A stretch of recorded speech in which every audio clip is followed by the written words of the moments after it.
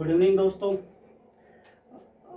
आज से फिर अपनी ऑनलाइन क्लास स्टार्ट करते हैं जिसमें अपन 11th चैप्टर के बारे में डिस्कशन कर रहे थे। अब तक अपन ने इसके अंदर गोलीय दर्पण के बारे में पढ़ा कि गोलीय दर्पण क्या होता है, कैसे वर्क करता है, कितने प्रकार के होते हैं, इसके मेन पॉइंट क्या थे, तो इनके बारे में अपन ने अब तक डिस्कशन किया। ठीक है, तो इसके बाद में बात करते हैं 2-3 इंपॉर्टेंट पॉइंट्स और हैं,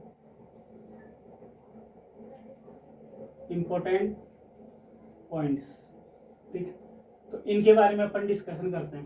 ठीक, तो इसका फर्स्ट पॉइंट है कि यदि कोई प्रकाश किरण, ये अपना दर्पण है, उत्तल दर्पण, सॉरी अवतल दर्पण है।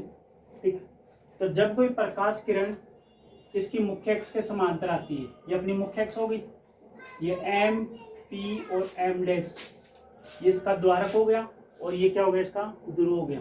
ठीक है, तो जब कोई प्रकाश किरण मुख्य अक्ष के समांतर आपतित होकर इस दर्पण के द्वारक से टकराती है, कि जब कोई प्रकाश किरण मुख्य अक्ष के समांतर आपतित होकर जब इस दर्पण के द्वारक से टकराती है तो वो परावर्तन के पश्चात ये जो प्रकाश किरण है वो क्या होती है कि इसके फोकस बिंदु से गुजरती है। हमेशा कहाँ से गुजरती है?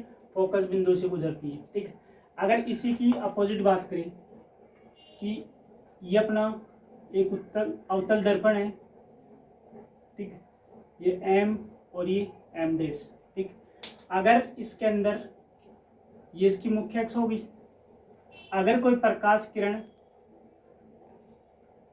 फोकस बिंदु से आ रही है, यदि कोई प्रकाश किरण फोकस बिंदु से आ रही है तो ये प्रकाश किरण इस दर्पण के द्वारक से टकरा कर क्या होती है, मुख्य अक्ष के समांतर हो जाती है। तो समांतर आने वाली प्रकाश किरण तो दर्पण से टकरा कर क्या होती है, फोकस बिंदु से चली जाती है, और फोकस बिंदु से आने वाली प्रकाश किरण दर्पण के द्वारक से टकरा कर क्या होती है, परावर्तन के पश्चात मुख्य अक्ष के समांतर हो जाती है। एक दो पॉइंट हुए ये वाले। इसका थर्ड पॉइंट है कि यदि कोई प्रकाश किरण इसके वक्रता केंद्र से गुजरती है, तो अपना ये सी था और ये एफ था, ये था पी और ये अपना दर्पण है, अवतल दर्पण। ठीक है, तो जब कोई प्रकाश किरण किसी वक्रता केंद्र से होकर गुजरती है तो वो प्रकाश किरण बिना विचलित हुए अपने मार्ग से क्या होती है, सीधी निकल जाती है। इसका मतलब है कि उस प्रकाश किरण का आने वाला और जाने वाला, मतलब आपतित पथ और परावर्तित पथ दोनों क्या होते हैं, एक ही होते हैं। मतलब एक ही मार्ग से आती है और उसी मार्ग से क्या होती है, वापस लौट जाती है। तो इस वो प्रकाश किरण होती है इसके वक्रता केंद्र से गुजरती वाली प्रकाश किरण। ठीक, इसके बाद में अपन नेक्स्ट टॉपिक के बारे में डिस्कशन करते हैं। ये इंपॉर्टेंट पॉइंट्स थे जो अपन ने लास्ट क्लास में भी डिस्कशन किया था और फिर से अपन ने इसको रिपीट कर लिया। ठीक है, तो अपना नेक्स्ट टॉपिक है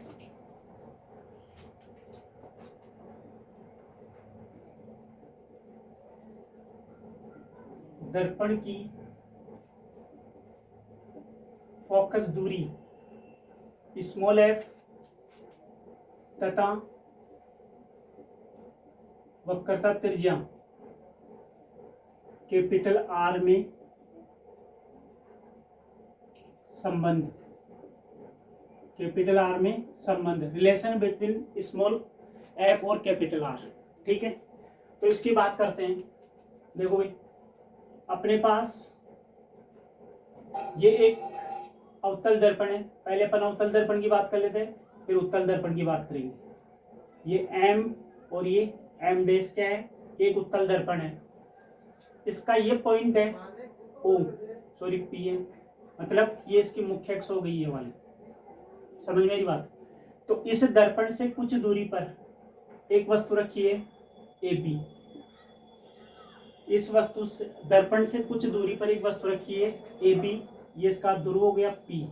ठीक है, तो इस वस्तु ए बी से कोई प्रकाश किरण, इस वस्तु ए बी से कोई प्रकाश किरण इस दर्पण की मुख्य अक्ष के समांतर इसके द्वारक पर आपतित होती है। ठीक है, द्वारक पर क्या होती है, आपतित होती है। तो ये प्रकाश किरण इस दर्पण के द्वारक से टकराकर कहाँ से जाएगी, फोकस बिंदु से जाएगी। इतना पता अपने को, कहाँ से जाएगी, फोकस बिंदु से जाएगी। तो ये तो हो गई आपतित किरण और ये हो गई परावर्तित किरण इसकी। ठीक है, अब क्या होगा कि यहाँ पे सेंटर होगा इसका, सेंटर ऑफ कर्वेचर, और एक पॉइंट हो गया एफ अपना, ठीक है।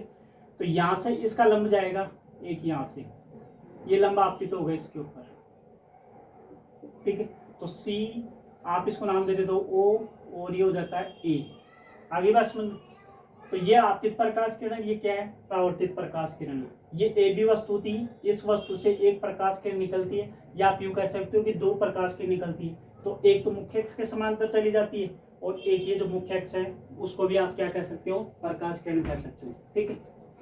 तो देखो यहाँ पे ये जो एंगल है वो आई है, और ये वाला एंगल कौन सा है, आर। तो बताया था मैंने कि आपतित किरण अभिलंब के सापेक्ष जितना एंगल बनाती है वो आपतन कोण कहलाता है, और परावर्तित किरण अभिलंब के साथ जितना कोण बनाती है वो अपना परावर्तन कोण कहलाता है, ठीक है। इसको एक बार अपन थीटा मान लेते हैं, और ये वाला भी कितना हो जाता है, थीटा हो जाता है। तो देखो यहाँ से कि बी ओ सी जो एंगल है वो इक्वल हो जाएगा ओ सी एफ या ओ सी पी के, तो ये भी कितना हो जाएगा, थीटा हो जाएगा। और ये जो पूरा एंगल है बी ओ एफ जो एंगल है वो किसके इक्वल हो जाएगा भाई, थीटा एक और थीटा एक कितना हो जाएगा, 2 थीटा हो जाएगा। तो ये जो एंगल है वो कितना हो जाएगा, 2 थीटा हो जाएगा अपने यहाँ से, ठीक है। इसके बाद में अपना जो सेकंड दर्पण था अपना कौन सा था, उत्तल दर्पण।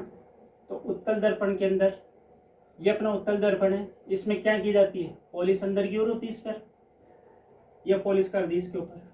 तो ये एम और ये एम डेस का क्या हो गया, द्वारक हो गया, ये मुख्य अक्ष हो गई, ठीक है। मुख्य अक्ष की डायरेक्शन होती है इधर, तो ये बिंदु हो गया पी। अब देखो यहां से कोई प्रकाश किरण आ रही है,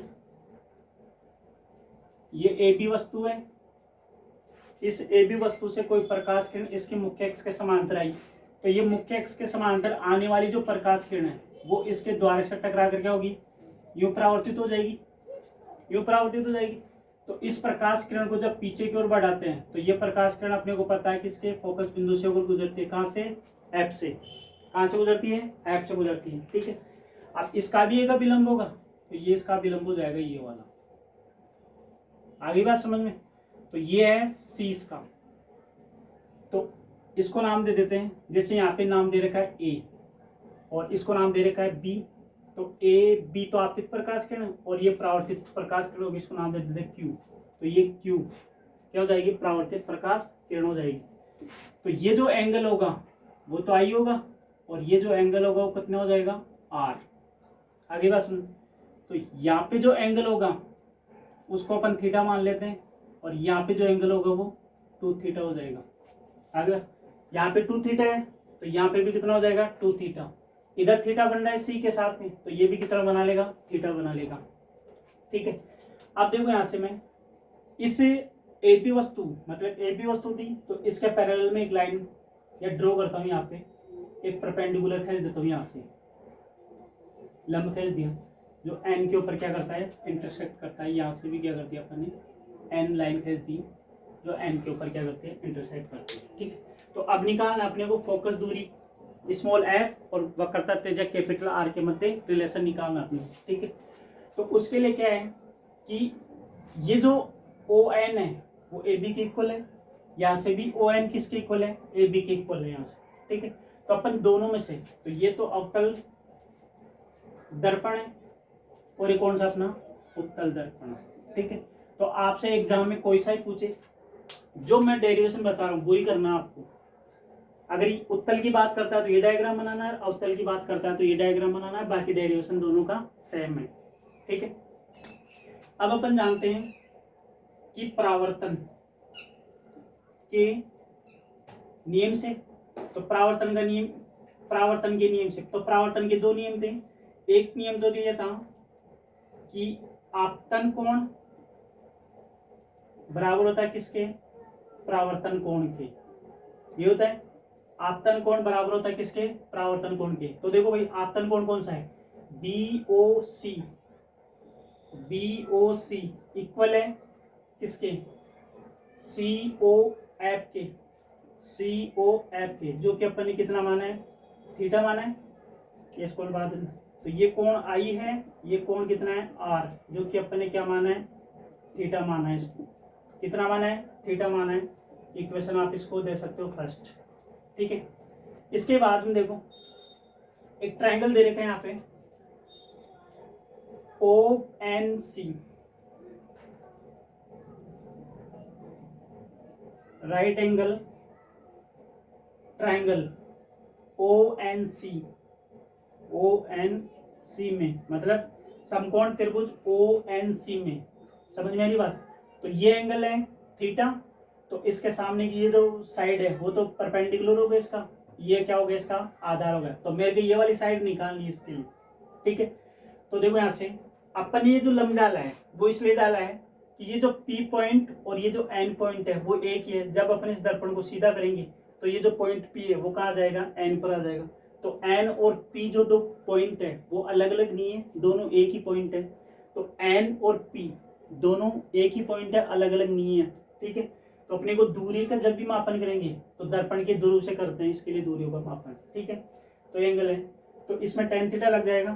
तो tan theta is equal to base upon sorry perpendicular upon base, तो ON अपॉन AN। तो यहाँ पे जो AN है किसके बराबर हो जाएगा, AP के इक्वल हो जाएगा। कितना हो जाएगा, AP के इक्वल। तो ये हो जाएगा tan theta is equal to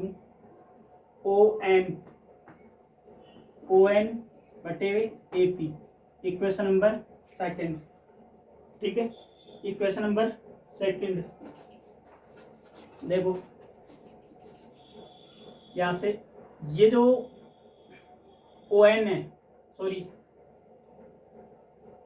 AN, यहाँ पे CP आएगा CN, ठीक है। तो ये जो CN है वो किसके इक्वल हो जाएगा, CP के इक्वल हो जाएगा। ये वाली डिस्टेंस CP हो गई ये वाली। तो यहाँ पे हो जाएगा कि tan theta is equal to ON बटे हुए CP, ये इक्वेशन नंबर सेकंड, ठीक है। If theta is very small then जो थीटा होगा वो tan थीटा है वो लगभग थीटा की इक्वल माना जाता है कि जब थीटा की वैल्यू बहुत ही कम होती है तो जो tan थीटा है वो लगभग थीटा के बराबर हो जाता है। तो यहाँ पे हो जाएगा theta is equal to ON बटे हुए CP, इक्वेशन नंबर 3। यहाँ तक समझ में आया। तो ये अपन इक्वेशन थर्ड निकाली। अब इसी के अकॉर्डिंग इसी में एक ट्राइंगल दूसरा और है ONF। तो त्रिभुज ONF में तो उसी के अकॉर्डिंग क्या लेंगे, अब की बात थीटा की वैल्यू कितनी आएगी, 2 थीटा आएगी। तो tan 2 theta is equal to ON बटे हुए FN। जिस प्रकार अपन ने CN को CP के इक्वल किया था उसी प्रकार FN किसके इक्वल हो जाएगा, FN किसके इक्वल हो जाएगा, FN है वो FP के बराबर हो जाएगा। क्यों हो जाएगा, क्योंकि N और जो P है पॉइंट है वो दोनों एक ही है, अलग अलग पॉइंट नहीं है। तो FN को कितना लिख सकते हैं, FP लिख सकते हैं अपन यहाँ पे। तो ये हो गया tan 2 theta is equal to ON बटे हुए FP। Again theta is very small then tan 2 theta है वो लगभग किसके इक्वल हो जाएगा, 2 थीटा के इक्वल हो जाएगा। तो यहाँ पे हो गया 2 theta is equal to ON बटे हुए FP, equation number 4, equation number 4। तो यहाँ पे हो गया 2 theta is equal to ON बटे हुए FP, ठीक है। ये समीकरण नंबर हो गया अपना 4। तो यहाँ पे थीटा की वैल्यू एक इक्वेशन तो ये वाली है और एक ये वाली। तो इस वाले थीटा की वैल्यू आपको उठा के कहाँ पुट करनी है, इस वाले थीटा के अंदर पुट कर दो। तो ये हो जाएगा अतः समीकरण 3 व 4 से। तो ये हो जाएगा 2 इंटू ON बटे हुए CP बराबर ON बटे हुए FP। ON से ON कट गया तो बच गया यहाँ पे 2/Cp equal to 1/F। Cross multiply कर दो इसको, तो 2FP इक्वल टू CP। ये एक रिलेशन आया अपने पास। इक्वेशन नंबर 5 दे देते इसको, ठीक है। अब ध्यान देने एक बार डायग्राम के अंदर, ये जो FP है, ये वाली जो डिस्टेंस है वो तो है स्मॉल f, और ये जो डिस्टेंस है वो है अपना कैपिटल R। तो यहाँ पे हो जाएगा कि जो वक्रता त्रिज्या है कितनी है, CP, तो ये हो जाएगी R। फोकस दूरी कितनी है, FP, जो कि कितनी हो जाएगी F। तो FP तो F है, तो ये हो जाएगा 2F इक्वल टू R। तो यहाँ पे हो जाएगा कि F इक्वल टू R/2, मतलब F इक्वल टू हो गया R/2। ये क्वेश्चन नंबर 6 हो गया, ठीक है। यहाँ तक देखो, इससे ये निष्कर्ष निकलता है कि जो वक्रता त्रिज्या है वो फोकस दूरी की क्या होती है, आधी होती है, या फिर इसको यूं बोल सकते हैं कि जो फोकस दूरी है वो वक्रता त्रिज्या की क्या होती है, दुगनी होती है। समझ में? तो ये क्वेश्चन पूछ सकता है। तो क्वेश्चन ये से आ सकता है कि सिद्ध कीजिए कि जो दर्पण की वक्रता त्रिज्या होती है वो इसकी फोकस दूरी की क्या होती है, दुगनी होती है। ये सिद्ध करवा सकता है आपको, ठीक है। तो आप इसका एक बार स्क्रीनशॉट ले लीजिए, फिर आगे अपन डिस्कशन करते हैं इसके, ठीक। तो इसका जो नेक्स्ट टॉपिक है उसके बारे में अपन डिस्कशन करते हैं, ठीक। तो इसका जब भी इसका जो नेक्स्ट टॉपिक आएगा वो है कि प्रॉपर्टी है, कुछ दर्पण से संबंधित कुछ प्रॉपर्टी है, तो उनके बारे में अपने को 1 बाय 1 डिस्कशन करना है इसके अंदर, ठीक है। मतलब कुछ गुणधर्म दिए हैं, उसको बोलते हैं चिन्ह परिपाटी। तो दर्पण से संबंधित चिन्ह परिपाटी, ठीक है। तो अपन दोनों ही दर्पणों की बात करेंगे यहाँ पे। ये अपना दर्पण है, उत्तल दर्पण, सॉरी अवतल दर्पण, ठीक। ये इसकी मुख्य अक्ष होगी। अरे बस ये क्या होगी, मुख्य अक्ष होगी इसकी। ये M और M डैश इसका द्वारक हो गया, ठीक है।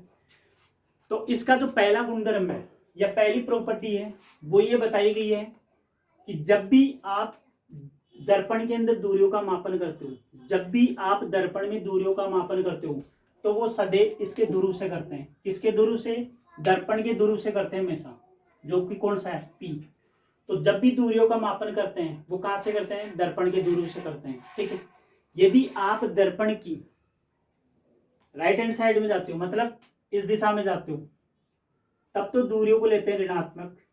दूरी क्या आती है, ऋणात्मक। इसका कहने का मतलब ये हो गया कि जब आप मुख्य अक्ष की विपरीत दिशा में जाते हो, मुख्य अक्ष की विपरीत दिशा में जाते हो, तो जो दूरी होगी वो क्या होगी, ऋणात्मक लेना है अपने को, मतलब नेगेटिव आ जाएगी यहाँ पे, ठीक है। और यदि आप मुख्य अक्ष की दिशा में जाते हो, इस दिशा में जाते हो, दिशा में जो दूरी आएगी वो क्या आ जाएगी, धनात्मक आ जाएगी यहाँ पे, मतलब पॉजिटिव हो जाएगी इस कंडीशन। तो मुख्य अक्ष की दिशा में जाओगे तो दूरी धनात्मक होगी, और यदि मुख्य अक्ष के विपरीत दिशा में जाते हो तो दूरी क्या हो जाएगी, ऋणात्मक हो जाएगी, ठीक है। यहाँ तक। इसके बाद की बात है कि जब आप मुख्य अक्ष के ऊपर की दिशा में जाओ या नीचे की दिशा में हो, यदि आप मुख्य अक्ष के ऊपर की दिशा में जाते हो तो दूरियों को लेते हैं धनात्मक। तो यहाँ पे तो आएगी धनात्मक, और यहाँ पे क्या हो जाएगा, ऋणात्मक हो जाएगा। क्या हो जाएगा, ऋणात्मक। तो यहाँ पे तो प्लस में और यहाँ पे क्या है, माइनस में, ठीक है। तो जब भी वस्तु रखी जाएगी वो हमेशा ऊपर की दिशा में ही रखी जाती है, अवतल हो दर्पण या उत्तल हो, ठीक है। दोनों में से दर्पण कोई सा हो, वस्तु अक्ष के ऊपर रखी जाती है, ठीक है। तो जब इसकी वस्तु का प्रतिबिंब बनता है, जब वस्तु का प्रतिबिंब बनता है वो इस रेखा से नीचे बनता है, तो इसमें हमेशा जो बिंब की दूरी है, बिंब इधर रखा जाता है, समझ में। तो जिधर परावर्तक पृष्ठ होती है उधर बिंब रखा जाएगा, तो बिंब हमेशा इधर रखा जाएगा। तो इसके अंदर क्या है कि दर्पण कोई सा ही हो, उत्तल हो या अवतल हो, उसके अंदर बिंब की दूरी हमेशा क्या आएगी, नेगेटिव आएगी, ठीक है। और जो प्रतिबिंब होगा उसकी दूरी आएगी पॉजिटिव यहाँ पे, समझ में, क्योंकि प्रतिबिंब हमेशा इधर बनेगा, इसके अंदर उत्तल में तो इधर बनेगा और अवतल में क्या होगा, इधर ही बनेगा।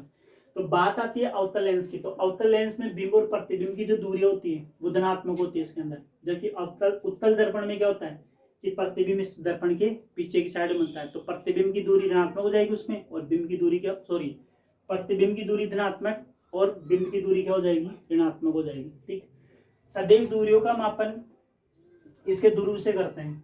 ठीक है, तो यदि बात करूं मैं अवतल दर्पण की,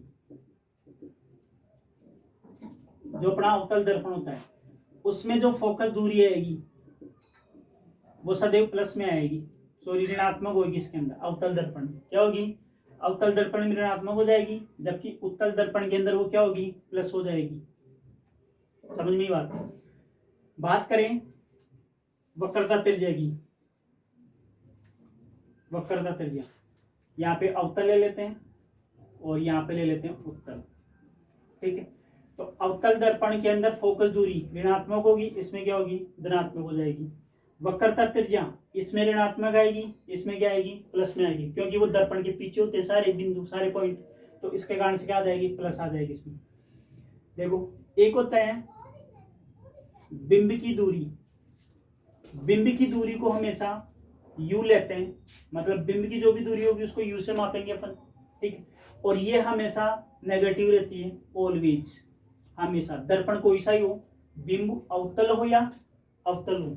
ठीक है, और एक आती है प्रतिबिंब। ये जो प्रतिबिंब की दूरी है, यदि आपके पास दर्पण अवतल है तब तो आएगी ऋणात्मक, क्या आएगी, ऋणात्मक मापी जाएगी, जिसको v से डिनोट करते हैं। तो बिंब की दूरी u और प्रतिबिंब की दूरी कौन सी, v। यदि अवतल दर्पण है तब तो माइनस में, और यदि उत्तल दर्पण है तब किस में आ जाएगी, प्लस में आ जाएगी वो दूरी आपके लिए। समझ में बात। तो दूरियों का मापन सदैव ध्रुव से करते हैं, ऊपर की दिशा में जाते हैं तब प्लस लेते हैं, नीचे की दिशा में जाते हैं तब माइनस में लेते हैं। ठीक है, मुख्य एक्स की दिशा में जाएंगे तो दूरियों को धनात्मक लेंगे, मुख्य एक्स की विपरीत दिशा में जाएंगे तो दूरियों को क्या लेंगे, ऋणात्मक लेंगे। ठीक है, यदि आपके पास दर्पण अवतल है तो अवतल दर्पण में फोकस दूरी ऋणात्मक होगी और इसके अंदर क्या हो जाएगी, प्लस में हो जाएगी। वक्रता त्रिज्या की बात करें तो वक्रता त्रिज्या अवतल में प्लस माइनस में होगी और उत्तल में क्या हो जाएगी, प्लस हो जाएगी। बिंब की दूरी बात करें तो बिंब की दूरी वो होती है कि जितनी दूरी पे वस्तु रखी जाती है दर्पण के सामने वो दूरी कहलाती है बिंब की दूरी। ठीक है, तो इसको यू से डिनोट करते हैं। यदि अवतल होगा तो माइनस में होगी, सॉरी दोनों में ही माइनस में होगी, ये तो अवतल हो या उत्तल हो, क्योंकि हमेशा परावर्तक पृष्ठ की ओर ही वस्तु रखी जाती है, तो ये हमेशा इस मुख्य अक्ष की विपरीत दिशा में रखी जाएगी। बिंब की दूरी को बी रखते हैं। बिंब की दूरी वो होती है कि वस्तु आपने इस दर्पण के सामने रखी है, उस वस्तु का प्रतिबिंब इस दर्पण से कितने डिस्टेंस पे बनता है, कितनी दूरी पे बनता है, तो वो वाली है दूरी, तो इसको v से डिनोट करेंगे। अवतल होगा तो माइनस में होगी, उत्तल होगा तो किस में आ जाएगी, प्लस में आ जाएगी। ठीक है, तो आज की क्लास में अपन इतना ही डिस्कशन कर पाएंगे, बाकी का जो अपन चैप्टर है वो नेक्स्ट क्लास के अंदर डिस्कशन करते हैं। Thank you.